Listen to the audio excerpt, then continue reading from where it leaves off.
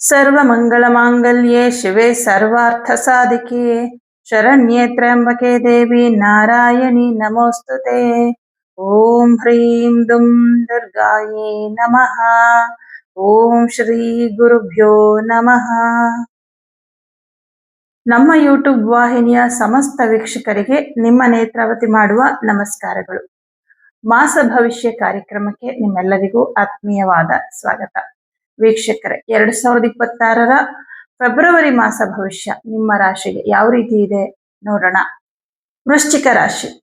ವೃಶ್ಚಿಕ ರಾಶಿಯವರಿಗೆ ನಿಮ್ಮ ರಾಶ್ಯಾಧಿಪತಿ ಮಂಗಳ ಗ್ರಹ ತೃತೀಯ ಭಾವದಲ್ಲಿ ಉಚ್ಚ ಕ್ಷೇತ್ರದಲ್ಲಿ ಸ್ಥಿತನಾಗಿರ್ತಾನೆ. ನೋಡಿ, ಒಂಥರ ಭಯ ಆತಂಕಗಳು ಏನಿತ್ತು ಅದೆಲ್ಲ ನಿಮ್ಗೆ ಕಡಿಮೆ ಆಗುತ್ತೆ. ಈ ತಿಂಗಳಲ್ಲಿ ಎಲ್ಲ ಒಳ್ಳೇದಾಗ್ತಾ ಇದೆ, ಚೆನ್ನಾಗಾಗ್ತಾ ಇದ್ದೀನಿ ಅನ್ನೋ ತರ ಒಂದು ನಂಬಿಕೆ ಬರುತ್ತೆ. ಆಮೇಲೆ ಧೈರ್ಯ ಕೂಡ ಜಾಸ್ತಿ ಆಗುತ್ತೆ. ಆರೋಗ್ಯದಲ್ಲಿ ಸ್ವಲ್ಪ ತೊಂದರೆಗಳಿತ್ತು, ಕುಟುಂಬದಲ್ಲಿ ಏನೋ ಸ್ವಲ್ಪ ಸಮಸ್ಯೆಗಳಿತ್ತು, ಮನೇಲಿರೋರಿಗೆ ಸ್ವಲ್ಪ ಆರೋಗ್ಯದಲ್ಲಿ ತೊಂದರೆಗಳಿತ್ತು, ಈ ತರದ್ದೆಲ್ಲ ಒಂಚೂರು ಟೆನ್ಷನ್ಗಳು ಇತ್ತು ಅಂತಂದ್ರೆ ಅದೆಲ್ಲ ಸ್ವಲ್ಪ ಕಡಿಮೆ ಆಗುತ್ತೆ. ಯಾಕಂದ್ರೆ ಲಾಸ್ಟ್ ಮಂತ್ ಅಲ್ಲಿ ಸ್ವಲ್ಪ ಇದೆಲ್ಲ ಪ್ರಾಬ್ಲಮ್ಗಳಿತ್ತು. ಮನೆಯಲ್ಲಿ ಇರೋರಿಗೆ ಸ್ವಲ್ಪ ಆರೋಗ್ಯದಲ್ಲಿ ತೊಂದರೆಗಳಿದೆ, ಏನೋ ಮನ್ಸಿಗೆ ಸಮಾಧಾನ ಇಲ್ಲ. ಯಾಕಂದ್ರೆ ಪಂಚಮ ಶನಿ, ಇಲ್ಲಿ ಪಂಚಮ ಶನಿಗೆ ಒಂದೇ ಪ್ರಾಬ್ಲಮ್ ಅಲ್ಲ, ನಿಮ್ಗೆ 4ನೇ ಮನೆಯಲ್ಲಿ ರಾಹು ಇದ್ದಾನೆ. 4ನೇ ಮನೆ ಅನ್ನೋದು ಮನಃಶಾಂತಿ ಅಂತ ಹೇಳ್ತಾರೆ. ಈ 4ನೇ ಮನೆಗೆ ರಾಹು ಬಂದ್ರೆ ಮನಃಶಾಂತಿ ಕಡಿಮೆ ಆಗ್ಬಿಡುತ್ತೆ. ಮನುಷ್ಯರಿಗೆ ಏನೋ ಶಾಂತಿ ಇರಲ್ಲ, ಏನೋ ಒಂಥರ ಅಶಾಂತಿ, ಏನೋ ಒಂಥರ ಡಿಸ್ಟರ್ಬ್ ಆಗ್ತಾ ಇದ್ರೆ ಏನು ಅಂತ ನಿಮ್ಗೆ ಗೊತ್ತಾಗ್ತಾ ಇಲ್ಲ. ಇದು ಜಾತಕದಲ್ಲಿದ್ರು ಹಿಂಗೆ ಆಗತ್ತೆ. ಲಗ್ನದಿಂದ 4ನೇ ಮನೇಲಿ ಯಾರಿಗೆ ರಾಹು ಅಥವಾ ಕೇತು ಇರ್ತಾರೋ ಅವರಿಗೆ ಮನಸ್ಸಿಗೆ ನೆಮ್ಮದಿ ಇರೋದಿಲ್ಲ. ಇದು ಏನ್ ತೋರ್ಸುತ್ತೆ ಅಂದ್ರೆ ಅವರ ಮನೆತನಕ್ಕಿರುವಂತಹ ಸರ್ಪಶಾಪವನ್ನು ತೋರಿಸುತ್ತೆ. ಯಾರಿಗೆ ಸರ್ಪಶಾಪ ಇರುತ್ತೆ ಅವರಿಗೆ ಮಾನಸಿಕ ನೆಮ್ಮದಿ ಸಿಕ್ಕಲ್ಲ.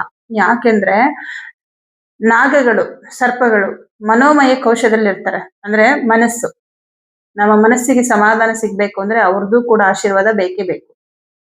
ಹಾಗಾಗಿ ಈ ತರದ್ದೆಲ್ಲ ಸಮಸ್ಯೆಗಳು ಇರುತ್ತೆ. ಅದು ಮೂಲ ಜಾತಕವನ್ನ ಪರಿಶೀಲನೆ ಮಾಡಿದಾಗ ಗೊತ್ತಾಗುತ್ತೆ. ಆದ್ರೆ ಪ್ರಸ್ತುತ ಗೋಚಾರದಲ್ಲಿ ರಾಹು 4ನೇ ಮನೆಗೆ ಬಂದಿರೋದ್ರಿಂದ ಮನಸ್ಸಿಗೆ ಏನೋ ಒಂದಲ್ಲ ಅಂದ್ರೆ ಒಂದ್ ಸ್ವಲ್ಪ ದಿನ ಆದ ಕೂಡಲೇ ಒಂದು ಪ್ರಾಬ್ಲಮ್ ಸಾಲ್ವ್ ಆಯ್ತು, ಇನ್ನೊಂದು ಪ್ರಾಬ್ಲಮ್, ಇನ್ನೊಂದು ಚಿಂತೆ ಶುರುವಾಯ್ತು.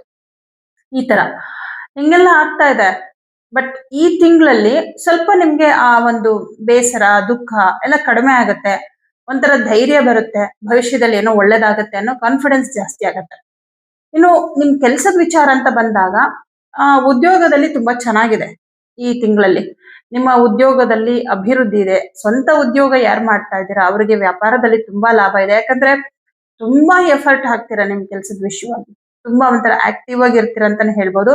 ಎಲ್ಲಾ ಕೆಲ್ಸಗಳು ಕಂಪ್ಲೀಟ್ ಆಗ್ಬಿಡ್ಬೇಕು, ನಾನು ಬೇಗ ಚೆನ್ನಾಗಾಗ್ಬೇಕು, ಒಂಥರ ಆತರ ಸಿಕ್ಕಾಪಟ್ಟೆ ಎಫರ್ಟ್ ಹಾಕೋದ್ರಿಂದ ನಿಮ್ ಕೆಲ್ಸಗಳೆಲ್ಲ ತುಂಬಾ ಚೆನ್ನಾಗಿ ಕಂಪ್ಲೀಟ್ ಆಗುತ್ತೆ. ಅದಕ್ಕೆ ತಕ್ಕಂತೆ ನಿಮ್ಗೆ ಒಳ್ಳೆ ಲಾಭ ಕೂಡ ಬರುತ್ತೆ.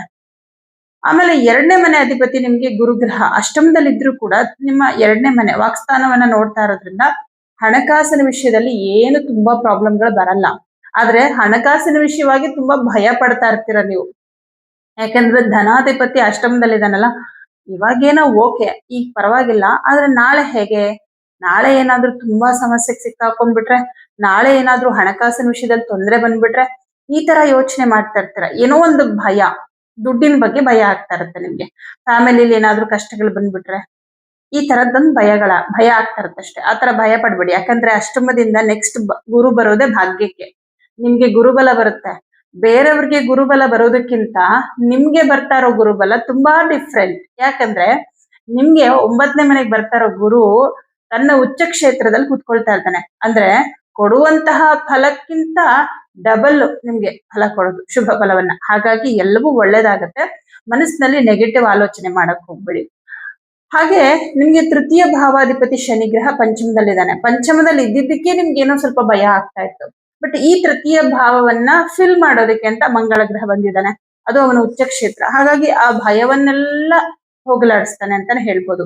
6ನೇ ಮನೆ ಅಧಿಪತಿ ನಿಮ್ಗೆ ಮಂಗಳ ಗ್ರಹ ಆಗಿರೋದ್ರಿಂದ ಅವನು ತುಂಬಾ ಪ್ರಬಲನಾಗಿರೋದ್ರಿಂದ ಯಾರಿಗೆ ಕೆಲಸ ಇಲ್ಲ, ಕೆಲಸ ಹುಡುಕ್ತಾ ಇದ್ದೀರಂದ್ರೆ ಈ ತಿಂಗಳಲ್ಲಿ ಖಂಡಿತವಾಗ್ಲೂ ನಿಮ್ಗೆ ಉದ್ಯೋಗ ಸಿಗುತ್ತೆ. ಹಾಗೆ ಉದ್ಯೋಗ ಬದಲಾವಣೆ ಮಾಡ್ಬೇಕು, ಕೆಲಸ ಚೇಂಜ್ ಮಾಡ್ಬೇಕು ಅಂತ ಅನ್ಕೊಂಡಿರ್ತೀರ.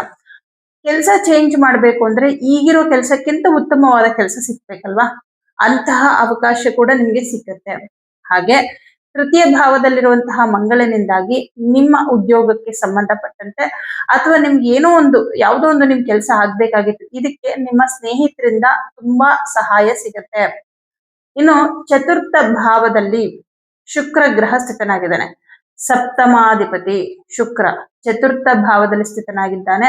ಹಾಗಾಗಿ ನಿಮ್ಮ ಕುಟುಂಬಕ್ಕೆ ಒಂದಿಷ್ಟು ಟೈಮ್ ಕೊಡ್ತೀರಾ. ಪಾರ್ಟ್ನರ್ಶಿಪ್ ಅಲ್ಲಿ ಬಿಸ್ನೆಸ್ ಮಾಡ್ತಾ ಇರೋರಿಗೆ ಒಳ್ಳೆ ಲಾಭ ಕೂಡ ಇರುತ್ತೆ, ಯಾಕಂದ್ರೆ ಚತುರ್ಥದಲ್ಲಿ ಶುಕ್ರ ಇರೋದ್ರಿಂದ. ಹಾಗೆ ಪ್ರಯಾಣ ಮಾಡುವಂಥದ್ದು ಇರುತ್ತೆ, ಅಂದ್ರೆ ತುಂಬಾ ದೂರ ಪ್ರಯಾಣ ಅಲ್ಲ, ಹತ್ತಿರದ ಪ್ರಯಾಣ, ನಿಮ್ಮ ಫ್ಯಾಮಿಲಿ ಜೊತೆನಲ್ಲಿ ಹತ್ತಿರದ ಪ್ರಯಾಣವನ್ನ ಮಾಡುವಂಥದ್ದು ಈ ತರ ಇರುತ್ತೆ. ಹಾಗೆ 4ನೇ ಮನೆಯಲ್ಲಿ ಶುಕ್ರ ಇರೋದ್ರಿಂದ, ರಾಹು ಶುಕ್ರ ಇಬ್ರು ಇರೋದ್ರಿಂದ, ಈಗ ಯಾರಾದ್ರೂ ಈಗ ನೀವು ವೃಶ್ಚಿಕ ರಾಶಿಯವರು ಪ್ರಾಪರ್ಟಿನ ಸೇಲ್ಗೆ ಇಟ್ಟಿರ್ತೀರ ಅನ್ಕೊಳ್ಳಿ, ಯಾವ್ದೋ ಒಂದು ಸೈಟ್ ಅಥವಾ ಮನೆನೋ ನೀವು ಸೇಲ್ಗೆ ಇಟ್ಟಿದ್ದೀರಾ, ಅದು ಸೇಲ್ ಆಗ್ತಾ ಇಲ್ಲ, ಆ ಒಂದು ಪ್ರಾಬ್ಲಮ್ ಇದೆ ನಿಮ್ಗೆ, ಅಂದ್ರೆ ಈ ಪ್ರಾಬ್ಲಮ್ ಸಾಲ್ವ್ ಆಗುತ್ತೆ ಈ ತಿಂಗಳಲ್ಲಿ. ಯಾಕಂದ್ರೆ ನಿಮ್ಮ ಒಂದು ಪ್ರಾಪರ್ಟಿ ಸೇಲ್ ಆಗುವಂತಹ ಸಾಧ್ಯತೆಗಳಿದೆ, ವ್ಯಯಾಧಿಪತಿ ಚತುರ್ಥಕ್ಕೆ ಬಂದಿರೋದ್ರಿಂದ. ಅಂದ್ರೆ ಕೆಲವ್ರಿಗೆ ಏನಂದ್ರೆ ಅದನ್ನ ಮಾರಾಟ ಮಾಡಿದ್ರೆ ಅದರಿಂದ ಬರೋ ದುಡ್ಡಲ್ಲಿ ಇನ್ನೊಂದೇನೋ ಒಂದು ಮಾಡ್ಬೇಕು, ಇನ್ನೋ ಬಿಸ್ನೆಸ್ ಮಾಡ್ಬೇಕು, ಅಥವಾ ಇನ್ಯಾವುದೋ ಬೇರೆ ಪ್ರಾಪರ್ಟಿ ತಗೋಬೇಕು, ಅಥವಾ ಏನಾದ್ರು ಸ್ವಲ್ಪ ಹಣಕಾಸಿಂದ ಸ್ವಲ್ಪ ಪ್ರಾಬ್ಲಮ್ ಇದೆ ಅದನ್ನ ಕ್ಲಿಯರ್ ಮಾಡ್ಕೋಬೇಕು ಅಂತ ಏನೋ ಒಂದ್ ಇರುತ್ತೆ. ಅದು ಆ ತರದ ಒಂದು ಪ್ರಾಬ್ಲಮ್ಗಳು ಸಾಲ್ವ್ ಆಗುತ್ತೆ ಈ ತಿಂಗಳಲ್ಲಿ. ಇನ್ನು ನಿಮಗೆ ಲಾಭಾಧಿಪತಿ ಬುಧ ಗ್ರಹ, ಅವನು ಚತುರ್ಥ ಭಾವದಲ್ಲೇ ಸ್ಥಿತನಾಗಿದ್ದಾನೆ. ಆಸ್ತಿ ಅಥವಾ ಏನಾದ್ರೂ ವಾಹನ ಈ ತರದ್ದೇನಾದ್ರು ತಗೋಬೇಕು ಅಂದ್ರೂ ಕೂಡ ಶುಭವಾದ ಸಮಯ. ಯಾಕಂದ್ರೆ ಲಾಭಾಧಿಪತಿ ಬುಧ ಗ್ರಹ ಇದನ್ನಲ್ವಾ, ಈ ಲಾಭಾಧಿಪತಿ ಬುಧ ಗ್ರಹ ಇರೋದ್ರಿಂದ ನೀವು ಏನಾದ್ರೂ ತಗೋಬೇಕು, ಸೈಟು ಅಥವಾ ಮನೆ ಅಥವಾ ವಾಹನ ತಗೋಬೇಕು ಅಂತಿದ್ರೆ, ಯಾಕಂದ್ರೆ ಇಲ್ಲಿ ರಾಹು ವಾಹನಕ್ಕೆ ತುಂಬಾ, ವಾಹನ ತಗೊಳ್ಳೋದಕ್ಕೆಲ್ಲ ತುಂಬಾ ಎನ್ಕರೇಜ್ ಮಾಡ್ತಾನೆ ರಾಹು ಗ್ರಹ. ಯಾಕಂದ್ರೆ ರಾಹು ಅಂದ್ರೆ ನಾವು ಸರ್ಪ ಅಂತ ತಗೊಂಡ್ರೆ ರಾಹು ಇಂದಾನೆ ನೋಡೋದು, ರಾಹು ಕೇತುವಿಂದಾನೆ ಹೇಗೆ ಚಲಿಸ್ತಾ ಇರುತ್ತಲ್ವಾ, ಆ ಟ್ರಾವೆಲಿಂಗ್ ಅನ್ನ ತೋರಿಸೋದು ರಾಹು ಗ್ರಹ. ನಾವು ಟ್ರಾವೆಲ್ ಮಾಡ್ಬೇಕಂದ್ರೆ ಬಳಸೋದು ವಾಹನಗಳನ್ನೇ ಅಲ್ವಾ. ಹಾಗಾಗಿ ವಾಹನ ಖರೀದಿಗೆ ರಾಹು ಗ್ರಹ ನಿಮ್ಗೆ ಬಹಳ ಬಹಳ ಸಪೋರ್ಟ್ ಮಾಡ್ತಾನೆ. ಹಾಗಾಗಿ ಈ ತರ ಏನಾದ್ರು ವಾಹನ ಖರೀದಿ ಮಾಡ್ಬೇಕು ಅಂದ್ರೆ ಈ ತಿಂಗಳು ತುಂಬಾ ಚೆನ್ನಾಗಿದೆ, ವೃಶ್ಚಿಕ ರಾಶಿಯವರಿಗೆ ತಗೋಬಹುದು. ಇನ್ನು ನಿಮಗೆ ದಶಮಾಧಿಪತಿ ಸೂರ್ಯ ಗ್ರಹ, ಇವನು 12ನೇ ತಾರೀಕುವರೆಗೂ 3ನೇ ಮನೆಯಲ್ಲಿ ಇರ್ತಾನೆ. ತೊಂದರೆ ಇಲ್ಲ, ತೃತೀಯ ಭಾವದಲ್ಲಿದ್ದಾಗ್ಲೂ ನಿಮ್ಗೆ ಏನೂ ಸಮಸ್ಯೆ ಆಗಲ್ಲ. ನಿಮ್ಮ ಗಮನ ಪೂರ್ತಿ ನಿಮ್ ಕೆಲ್ಸದ ಕಡೆ ಇರುತ್ತೆ, ನಿಮ್ಮ ಉದ್ಯೋಗದ ಕಡೆ ಇರುತ್ತೆ. ನನ್ನ ಉದ್ಯೋಗದಲ್ಲಿ ಏನ್ ಬದಲಾವಣೆ ಮಾಡ್ಕೋಬೇಕು, ಈ ತರದೆಲ್ಲ ಬಹಳ ಯೋಚನೆ ಮಾಡ್ತಾ ಇರ್ತೀರಾ. 13ನೇ ತಾರೀಕಿಗೆ 4ನೇ ಮನೆಗೆ ಸೂರ್ಯ ಗ್ರಹ ಹೋಗ್ತಾನೆ. ಅದಾದ್ಮೇಲೂ ಕೂಡ ತುಂಬಾ ಚೆನ್ನಾಗಿದೆ, ಯಾಕಂದ್ರೆ 4ನೇ ಮನೆಯಲ್ಲಿ ಸ್ಥಿತನಾದಂತಹ ಸೂರ್ಯ ಗ್ರಹ 4ನೇ ಮನೆಯಿಂದ 10ನೇ ಮನೆನ ನೋಡ್ತಾ ಇರ್ತಾನೆ, ದಶಮ ಸ್ಥಾನ. ಹಾಗಾಗಿ ಉದ್ಯೋಗ ಕ್ಷೇತ್ರದಲ್ಲಿ ತುಂಬಾ ಚೆನ್ನಾಗಿದೆ. ಸರ್ಕಾರಿ ಉದ್ಯೋಗ ಆಗಿರಬಹುದು ಅಥವಾ ಖಾಸಗಿ ಕಂಪನಿಯಲ್ಲಿ ನೀವು ಕೆಲಸ ಮಾಡ್ತಾ ಇರ್ಬೋದು, ಎಲ್ಲಾ ತರದ ಉದ್ಯೋಗದಲ್ಲಿ ಕೂಡ ಯಶಸ್ಸು ನಿಮ್ಗೆ ಕಾದಿದೆ ಅಂತಾನೆ ಹೇಳ್ಬೋದು. ಯಾವುದೇ ಸಮಸ್ಯೆಗಳಿಲ್ಲ. ಇನ್ನು ವಿದ್ಯಾರ್ಥಿಗಳು ಅಂತ ಬಂದಾಗ ಸ್ವಲ್ಪ ವಿದ್ಯಾರ್ಥಿಗಳಿಗೆ ಅಷ್ಟು ಶುಭವಾದ ಸಮಯ ಅಲ್ಲ. ಓದ್ಬೇಕು ಅನ್ನೋಂತಹ ಉತ್ಸಾಹ ಮತ್ತೆ ಏನು ಹಠ ಛಲ ಎಲ್ಲ ಇರುತ್ತೆ, ಯಾಕಂದ್ರೆ ಕುಜಗ್ರಹ ಸ್ಟ್ರಾಂಗ್ ಇದಾನಲ್ವಾ. ಹಾಗಾಗಿ ಆದ್ರೆ ಪಂಚಮದಲ್ಲಿರ್ತಕ್ಕಂಥ ಶನಿ ಜೊತೆಗೆ ಅಷ್ಟಮದಲ್ಲಿರ್ತಕ್ಕಂಥ ಗುರುವಿನಿಂದಾಗಿ ಸ್ವಲ್ಪ ಡಿಸ್ಟರ್ಬೆನ್ಸ್, ಅಂದ್ರೆ ಓದಕ್ ಕೂತ್ಕೊಂಡಾಗ ಆಸಕ್ತಿ ಬರಲ್ಲ. ಈಗ ಓದ್ಬೇಕು ಅನ್ನೋದು ನಾವೇ ನಾನು ಓದ್ತೀನಿ ಅಂತ ಕೂತ್ಕೋತೀನಿ ಅಲ್ಲಿವರೆಗೂ ನಮ್ ಕೆಲಸ, ಆದ್ರೆ ನಮ್ಗೆ ಆಸಕ್ತಿ ಕೊಡೋದು ನಮ್ಮ ಮನಸ್ಸು. ಆ ಮನಸ್ಸಿನ ಮೇಲೆ ಶನಿ ಪ್ರಭಾವ. ಹಾಗಾಗಿ ಪಂಚಮದಲ್ಲಿರ್ತಕ್ಕಂಥ ಶನಿ ಒಂಥರ ಸೋಮಾರಿತನ, ಒಂಥರ ಆಲಸ್ಯ, ನಾಳೆ ಓದೋಣ ಬಿಡು, ನಾಡ್ದು ಓದೋಣ ಬಿಡು, ಈ ತರದ್ದು ಮನೋಭಾವನೆ ಜಾಸ್ತಿ ಆಗ್ಬಿಡುತ್ತೆ. ವಿದ್ಯಾಭ್ಯಾಸದಲ್ಲಿ ಈ ತರ ಸ್ವಲ್ಪ ತೊಂದರೆ ಬರುತ್ತೆ. ಶನಿಗೆ ಪರಿಹಾರ ಮಾಡ್ಲೇಬೇಕು. ಪಂಚಮ ಶನಿ ಬಿಡುಗಡೆ ಆಗೋವರೆಗೂ ನೀವು ಶನಿಗೆ ಪರಿಹಾರ ಮಾಡ್ಲೇಬೇಕಿಲ್ಲ ಅಂದ್ರೆ ವಿದ್ಯಾಭ್ಯಾಸಕ್ಕೆ ತುಂಬಾ ತೊಂದರೆ ಆಗುತ್ತೆ. ಉನ್ನತ ವ್ಯಾಸಂಗವನ್ನ ಮಾಡ್ತಾ ಇರೋರು, ದೊಡ್ಡ ದೊಡ್ಡ ಪರೀಕ್ಷೆಗಳನ್ನ ಬರಿತಾ ಇದೀವಿ ಅನ್ನೋಂಥವ್ರಿಗೆ ಬಹಳಷ್ಟು ಡಿಸ್ಟರ್ಬೆನ್ಸ್ ಇರುತ್ತೆ. ಗುರುವಿನ ಅನುಗ್ರಹ ಕೂಡ ಕಡಿಮೆ ಇರೋದ್ರಿಂದ ಸ್ವಲ್ಪ ದಿನ ಇರುತ್ತೆ. ಗುರು ಭಾಗ್ಯಕ್ಕೆ ಬಂದ್ಮೇಲೆ ನಿಮ್ಗೆ ಎಜುಕೇಶನ್ಗೆ ಏನು ಪ್ರಾಬ್ಲಮ್ ಆಗಲ್ಲ, ಯಾಕಂದ್ರೆ ಇಲ್ಲಿ ಶನಿ ಮೇಲೆ ಗುರು ದೃಷ್ಟಿ ಬೀಳುತ್ತೆ. ಪಂಚಮದಲ್ಲೇ ಶನಿ ಇರ್ತಾನೆ, ಆದ್ರೆ ಚೇಂಜಸ್ ಏನಪ್ಪಾ ಅಂದ್ರೆ ಈ ಶನಿ ಮೇಲೆ ಗುರು ದೃಷ್ಟಿ ಯಾವಾಗ ಬೀಳುತ್ತೋ ಆವಾಗ ಶನಿಯ ಪ್ರಭಾವ ಆಟೋಮೆಟಿಕ್ ಆಗಿ ಕಡಿಮೆ ಆಗ್ಬಿಡುತ್ತೆ. ಅಲ್ಲಿವರೆಗೂ ಶನಿಗೆ ಪರಿಹಾರ ಏನ್ ಮಾಡ್ಬೇಕು, ಈ ವಾರದ ಶನಿವಾರ ಎಳ್ಳೆಣ್ಣೆ, ಈ ತಿಂಗಳ ಶನಿವಾರದಂದು ಎಳ್ಳೆಣ್ಣೆಯನ್ನ ದಾನ ಕೊಡಿ ಯಾವ್ದಾದ್ರು ದೇವಸ್ಥಾನಕ್ಕೆ. ಪ್ರತಿ ಶನಿವಾರ ಎಳ್ಳೆಣ್ಣೆ ಅಥವಾ ಎಳ್ಳನ್ನು ಕೊಡ್ಬೋದು, ಕಪ್ಪು ಎಳ್ಳು ದಾನ ಕೊಡುವಂಥದ್ದು. ಈ ಒಂದು ಪರಿಹಾರವನ್ನ ಮಾಡ್ಕೊಳ್ಳಿ.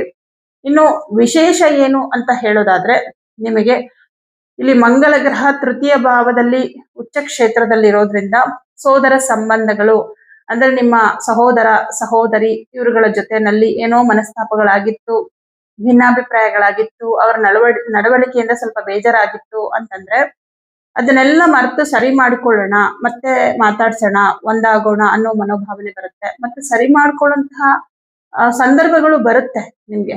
ಖಂಡಿತ ಸರಿ ಮಾಡ್ಕೊಳ್ಳಿ. ಯಾಕಂದ್ರೆ ಯಾವುದೇ ದ್ವೇಷ ಆಗಿರ್ಬೋದು, ಯಾವುದೇ ಕೋಪ ಆಗಿರ್ಬೋದು, ಯಾವುದನ್ನೂ ಕೂಡ ನಾವು ಕ್ಯಾರಿ ಮಾಡಬಾರ್ದು. ಅವರು ನಮ್ಮನ್ನ ಕ್ಷಮಿಸ್ತಾರೋ ಇಲ್ವೋ, ಆದ್ರೆ ನಾವು ಕ್ಷಮಿಸ್ಬಿಡೋಣ.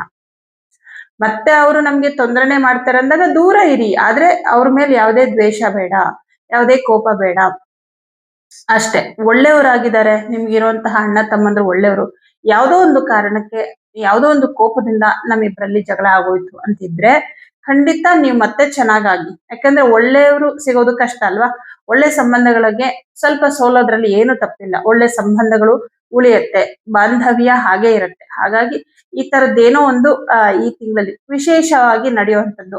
ಇದು ಸ್ನೇಹಿತರ ವಿಚಾರದಲ್ಲೂ ಆಗುತ್ತೆ. ಯಾರೋ ಸ್ನೇಹಿತರನ್ನ ನೀವು ಹಿಂಗೆ ಮಾತುಕತೆ ವಿಷಯದಲ್ಲಿ ಏನೋ ಅವ್ರಿಗೂ ನಿಮ್ಗೂ ಬೇಸರ ಆಗಿ ಏನೋ ದೂರ ಆಗಿರ್ತೀರ, ಮಾತು ಬಿಟ್ಟಿರ್ತೀರ, ಮತ್ತೆ ಮಾತಾಡ್ಸೋಂಥದ್ದಾಗುತ್ತೆ. ಈ ತರ ಒಂದಿಷ್ಟು ಬದಲಾವಣೆಗಳಾಗತ್ತೆ. ಬಟ್ ಚೆನ್ನಾಗಿದೆ. ಎಲ್ಲದಕ್ಕಿಂತ ಹೆಚ್ಚಾಗಿ ಮನಸ್ಸಿಗೆ ಒಂಥರ ಸಮಾಧಾನ ಇರುತ್ತೆ, ಆತಂಕಗಳು ಕಡಿಮೆ ಆಗುತ್ತೆ. ಏನೇ ಒಂದು ಸಮಸ್ಯೆಗಳಿದ್ರು ಕೂಡ ಈ ತಿಂಗಳು ಮಾತ್ರ ಸ್ವಲ್ಪ ಧೈರ್ಯವಾಗಿರ್ತೀರ. ಏನಾಗಲ್ಲ ಬಿಡು, ದೇವರಿದ್ದಾನೆ ಅನ್ನೋ ತರ ಇರ್ತೀರ. ಇದೇ ಬಹಳ ಮುಖ್ಯವಾದಂತಹ ಒಂದು ವಿಚಾರ. ಮನಸ್ಸಿಗೆ ನೆಮ್ಮದಿ ಸಿಕ್ಕಿದ್ರೆ ಬೇರೆ ಏನೇ ಸಮಸ್ಯೆ ಇದ್ರೂ ಅದನ್ನ ಸಾಲ್ವ್ ಮಾಡ್ತೀನಿ ಅನ್ನೋ ಧೈರ್ಯ ಇರುತ್ತೆ. ಆದ್ರೆ ಯಾವುದಕ್ಕೂ ಮನಸ್ಸಿಲ್ಲ ಅಂದ್ರೆ ಏನೂ ಮಾಡಕ್ಕಾಗಲ್ಲ ನಮ್ಮ ಕೈಲಿ. ಶನಿಗೆ ಮಾತ್ರ ಪರಿಹಾರವನ್ನ ಮಾಡ್ಕೊಳ್ಳಿ, ಒಳ್ಳೇದಾಗುತ್ತೆ. ಎಲ್ರಿಗೂ ಶುಭವಾಗಲಿ.